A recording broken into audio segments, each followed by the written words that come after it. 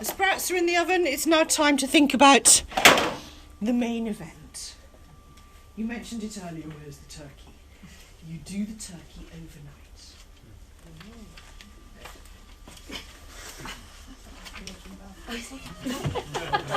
You were all wondering why my coat was in a laundry basket, weren't you? It's got the turkey underneath it. There are 3 ways to roast a turkey in your Aga. There are 3 ways to roast any joint in your Aga. The first is the obvious one that you always think of, which is to get the joint, put it in the tin, put it in the roasting oven, it roasts. Easy.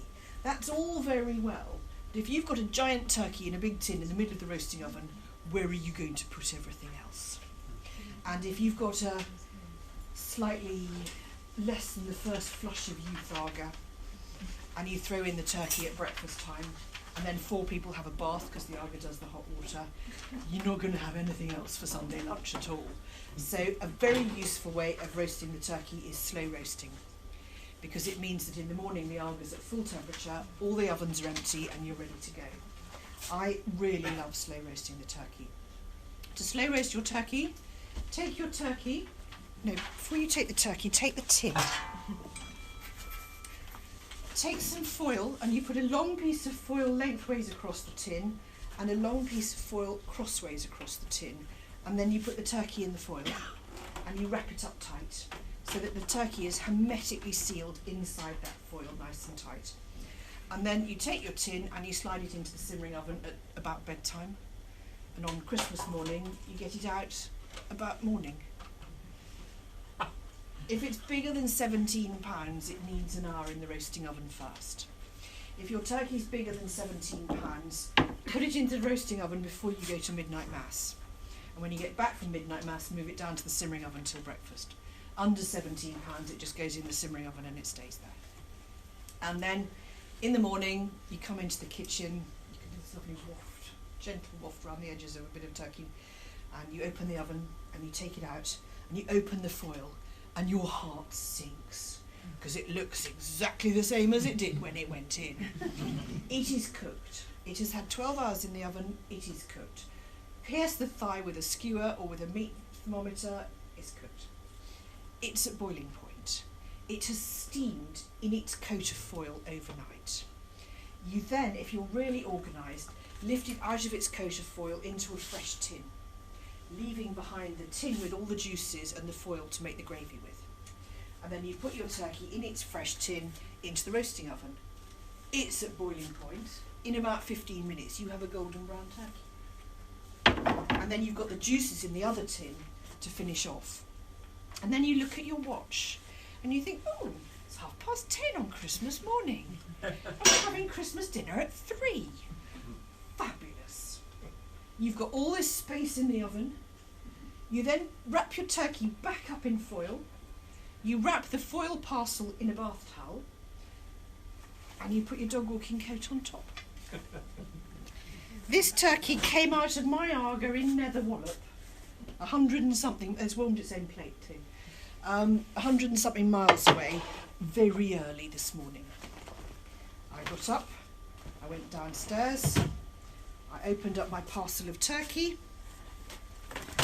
I popped it into the roasting oven, I then went and carried on, and when it came out of the roasting oven, I wrapped it back in its foil, and I wrapped it in its bath towel, and I put it in the basket with the coat on top.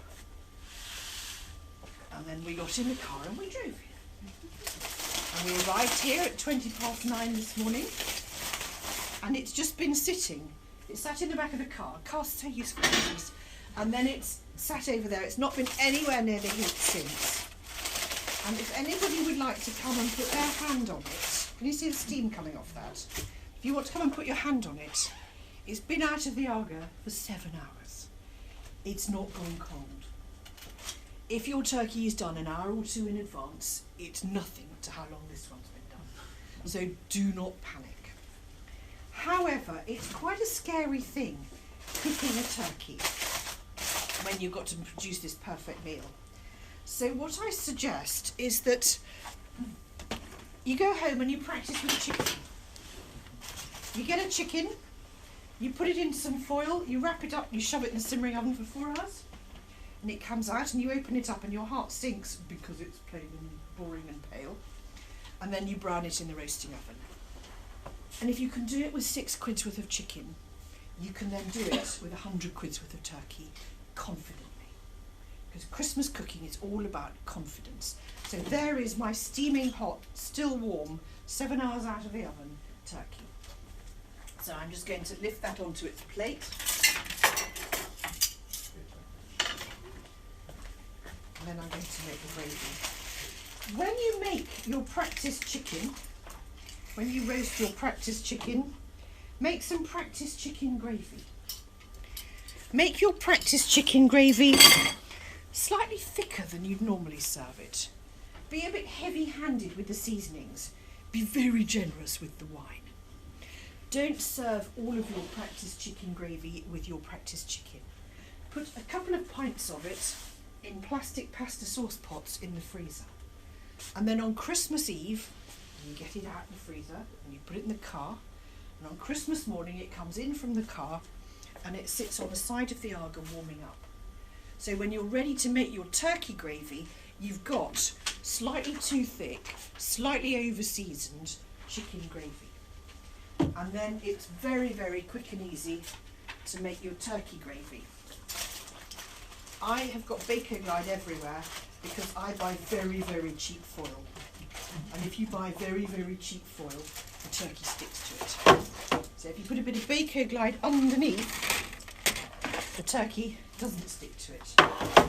And you get anything up to a pint, maybe a pint and a half of lovely liquid off your turkey. So you've got plenty of time because the turkey's in its other tin,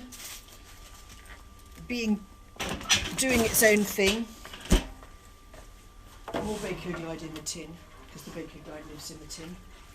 And then you just take the warm, thick, over-seasoned chicken gravy and you stir it into the turkey juices. And you have perfect turkey gravy. No effort, no stress. Gravy is the worst part of Christmas dinner. It's that time when everybody's ready and lunch is 3 hours later than it's normally served because most people have lunch at lunchtime, not 3 o'clock in the afternoon. And everybody's got a bit stressed. But actually you just stir it all together and you heat it up. That's the easiest part of Christmas, is the turkey gravy. However, what you don't do is put your tin on the top of your Aga. Because if you put the tin on the top of Aga, if you ever think about it, the tin is 12 inches by 16 inches, some centimetres by some more. Your boiling plate is 12 inches round, 14 on a modern Aga. If you put your tin on your boiling plate, only 2/3 of it's in contact with the heat. So you're standing here in front of the hottest domestic heat source there is, stirring the cold bit onto the hot bit to get it to boil. You've got your back to them all, and there's a riot going on. Stress factor 63. This is not how we work in Aga land. Think Aga, think oven.